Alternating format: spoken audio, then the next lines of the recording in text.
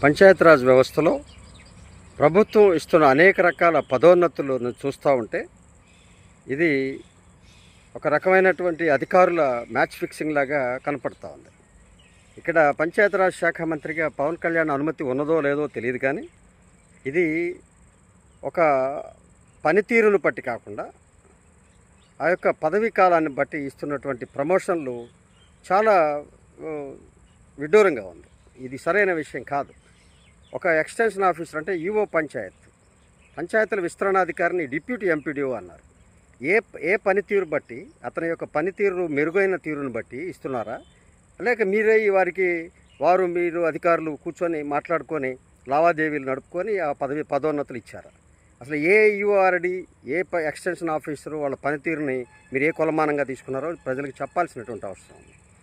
అలాగే కొంతమంది యూఆర్డీలని ఎంపీడీఓలు చేశారు. అసలు వాళ్ళు అత్యంతమైన బలహీనమైన అవినీతికర చర్యలు తీసుకున్న వ్యక్తులు కూడా ఈరోజు ఎంపీడీఓలుగా ప్రమోట్ అయ్యారు.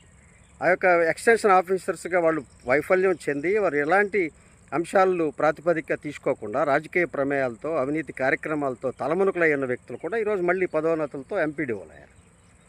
అది ఎలా తీసుకున్నారు ఇలాగ? అలాగే ఈరోజు ఒక కార్యదర్శి 1 సంవత్సరం పనిచేస్తే చాలు వాళ్ళని పదోన్నతులు ఇచ్చి వాళ్ళకి మర్యాదలు చేయడానికి ప్రభుత్వం పంచాయతీరాజ్ వ్యవస్థ సిద్ధమైంది.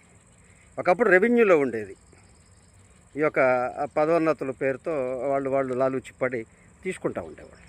ఇది ఈ యొక్క పంచాయతీరాజ్ స్థాయికి వచ్చింది ఈరోజు. ఇది నిజంగా కూడా పవన్ కళ్యాణ్ గారి పనితీరుని మనం ప్రశ్నించాల్సినటువంటి అవసరం ఉంది. పంచాయతీరాజ్ వ్యవస్థలో ప్రజలకి అత్యంత చేరువుగా ఉండే పరిపాలనా వ్యవస్థ అంటే పంచాయతీరాజ్ వ్యవస్థ. ఇక్కడ కార్యదర్శులు ఎవరు కూడా కార్యాలయంలో ఉండరు. అలాగే ఎక్స్టెన్షన్ ఆఫీసర్ ఎప్పుడు కూడా ఈ యొక్క పరిపాలనలో పనిచేయడు. ఎంపీడీఓలు ఎప్పుడు గ్రామ పంచాయతీ వ్యవస్థపై దృష్టి ఉంచరు. వాళ్ళు ఇంకా డిస్టర్బ్ చేస్తారు పరిపాలనని. ఈ కార్యదర్శులందరూ మా కంట్రోల్ అని సర్పంచ్ వ్యవస్థని నిర్వీర్యం చేస్తూ పాలక వర్గాలను ఇన్సల్ట్ చేస్తున్నటువంటి పరిస్థితులు ఉన్నాయి. వీటన్నిటిని దృష్టిలో పెట్టుకుని మనం చూస్తే ఈరోజు పంచాయతీరాజ్ వ్యవస్థ ఎవరి చేతిలోనో బినామీగా తయారైంది. పవన్ కళ్యాణ్ దీన్ని దృష్టిలో పెట్టుకొని పరిశీలించాల్సినటువంటి అవసరం ఉంది. పంచాయతీలకు ఏం చేశారండి మీరు పంచాయతీరాజ్ శాఖ మంత్రిగా పంచాయతీ వ్యవస్థలో పంచాయతీ పాలక వర్గాలని పంచాయతీల్లో అభివృద్ధికి మీరు చేసిన పనే ఉందండి? వీళ్ళందరినీ ప్రమోట్ చేసి పదోన్నతులు ఇచ్చి వీళ్ళకి ప్రమోషన్లు ఇస్తేనే పంచాయతీ వ్యవస్థ ప్రక్షాళన అయినట్ట, సంస్కరణలు జరిగినట్ట? ఇది చాలా విడ్డూరంగా ఉంది. మేము సిగ్గుపడాల్సిన అవసరంగా ఈ స్థానిక సంస్థల ప్రతినిధులుగా నేషనల్ లోకల్ గవర్నమెంట్ ఛాంబర్ యొక్క స్థితికి సిగ్గుపడుతూ ఉంది. సరైన విధానం కాదు. ఒక పదోన్నతి ఇస్తే ఆ పనితీరుకి మెరుగైన